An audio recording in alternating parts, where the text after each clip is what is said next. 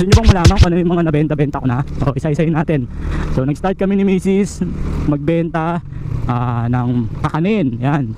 Kasi nagsolo na kami ni Mrs. Kaya kailangan tulungan namin yung sarili namin kasi hindi nga kaya ng sahod ko. Una kakanin, sunod tinapay, sunod almusal. Yan yung mga nabenta ko mga tropa. Pansit, sopas, lugaw, champurado, spaghetti, macaroni. Oh. After noon, nagtinda rin kami ng gulay. After ng gulay, nagtinda rin kami ng karne. Oh, di ba? Tapos, ano pa ba mga naibenta ko? Marami. Nagbayan sila ako ng mga gamit, ng cellphone. Nagpautang ako ng pera. Kaso, tumigil ako doon kasi ang hirap maningil. Ang hirap maningil. Tapos, may time na talagang tatakbuhan ka pa. Kasi nung nagpautang ako sa company, mga third party yung pinautang ko. Sa una maganda yung magbayad. Tapos syempre habang tumatagal lumalaki yung inuutang niya. Tapos pag lumaki na, biglang magre-resign. Yun, wala kang habol. Iyak si Tonton. Kaya sabi ko titigil ko na yung pagbabuy and sell at saka yung pagpapautang. Imagine mo buy and sell ng cellphone, brand new kukunin, tapos biglang magre-resign. Kukuha ng 5k, 10k, tapos biglang magre-resign. Good morning tropa. So for today's video mga tropa, samahan nyo ako. Magdi-deliver tayo ng laruan sa JNT. So meron tayo dito, 6 yata ito. So for shipping na. So paalam na tayo. Bye bye Casper. Bye bye Ava. Yung dalawang baby namin. Bye bye Bratinella. And bye bye Snow. Alis na si Papa, magdi-deliver. Tara. Let's go. Ba't mali yung chinelas? Mali yung nakuha ko kanina. Ayan. Sablay yung nasuot ko. Mainit mga tropa. Time check 2:00 ng hapon. Pero kanina umuulan eh. Pero mas may ginayan kaysa umuulan. Let's go. So ngayong araw marami tayong gagawin mga tropa. Una magdi-deliver. After natin mag-deliver, syempre kailangan may mahanap tayong ibebenta. So bibili tayo ng konting laruan. May mga ukay kasi dun eh. So possible may mga laruan din na binibenta or mga vintage na bagay na pwede nating pagkakitaan. Tapos noon syempre yung sinabi ko kanina, bibili tayo ng prutas. Tapos bibili rin tayo ng katsan para doon sa mga anak natin. Kina Ava, kina Casper, kina Bratinella, tsaka kay Snow. Grabe, sarap mga tropa. Trick na trick yung araw. Tapos mamaya mag-walking naman tayo para syempre exercise katawan natin. Sabi ng anak ko sasama daw siya, yung bunso kong anak. So meron akong walking body mamaya. Si Mrs. kasi may practice ng Zumba. Well actually may sinasalian silang competition na gaganapin sa Laguna. So gabi-gabi yan ang practice. Kaya solo ko pag nag-walking ako ng bukid. And then pag competition, syempre samahan natin, i-video natin yun. Okay, palabas na tayo sa aming napakagandang subdivision, mga extraordinary homes. Phase 7. Okay, ito palabas na tayo. Yun oh, may circle pa kami oh. Oh, di ba? May circle ba kayo? Kami lang ang may circle. Okay, labas na tayo ng phase 7. Diretso na tayo ng Banlik. So itong barangay namin dito is Barangay Mamatid. Yung pupuntahan natin JNT is part na ng Barangay Banlik. Medyo malayo rin tropa, mga around 5 kilometers din yung biyahe.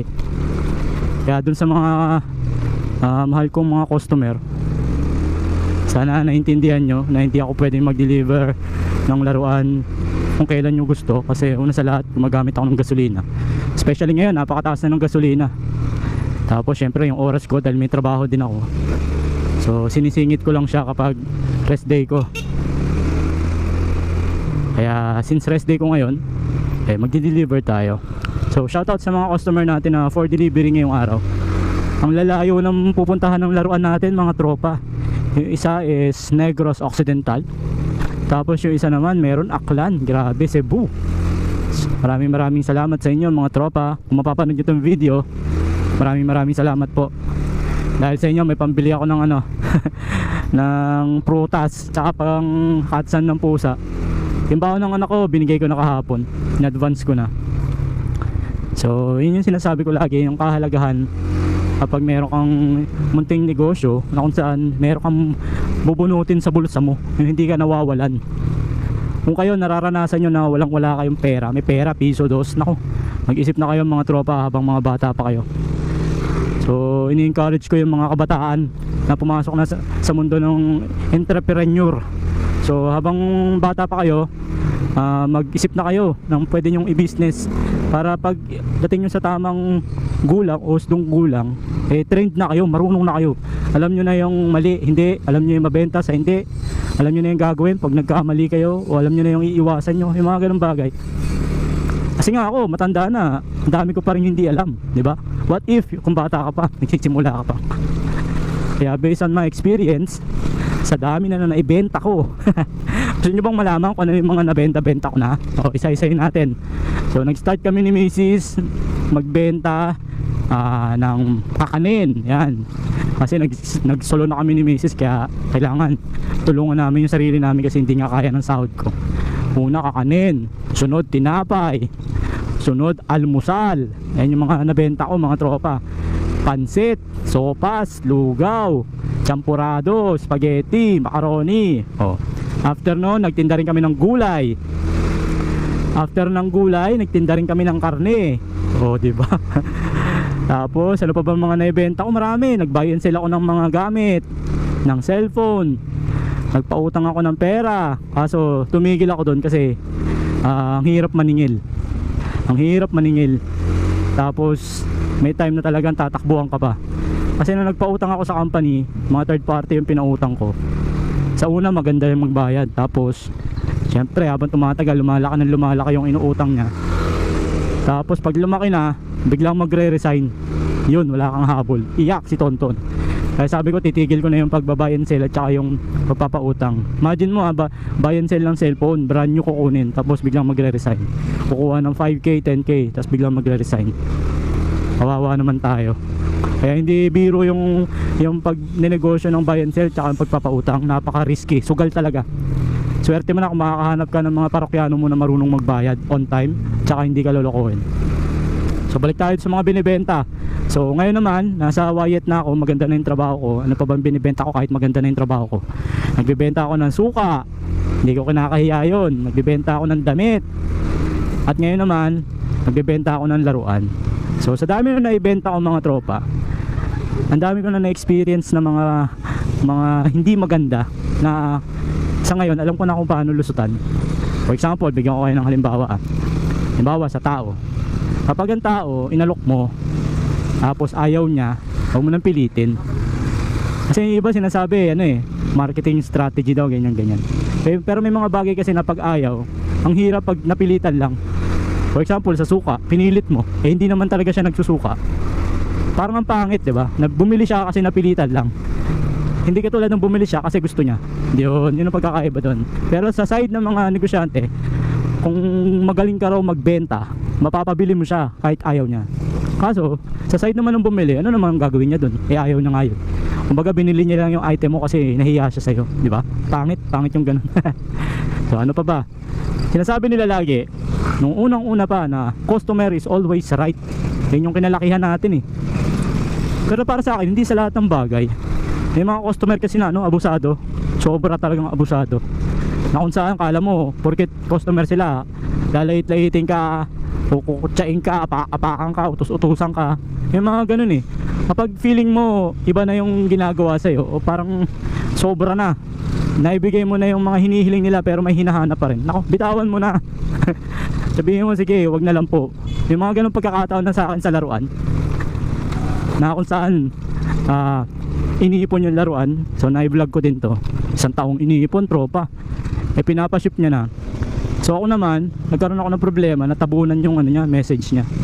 Tapos may mga pagkakataon na kailangan i-ship na pero hindi natutuloy kasi may mga pangyayaring hindi inaasahan, katulad ng walang bubble wrap, tapos katulad ng umuulan. So maraming nangyaring hindi maganda kaya hindi matuloy-tuloy.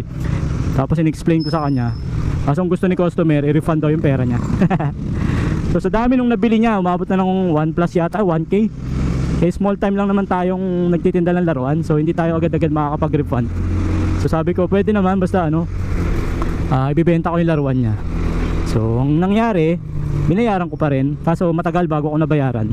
kahit na hindi nabenta yung laruan na binili niya, kasi hindi naman pare-parehas ang gusto ng customer eh. Hindi mo masasabi kung bibili ng customer yung mga nabili niya, di ba? So yung mga laruan niya ngayon nakatenga ngayon doon sa bahay.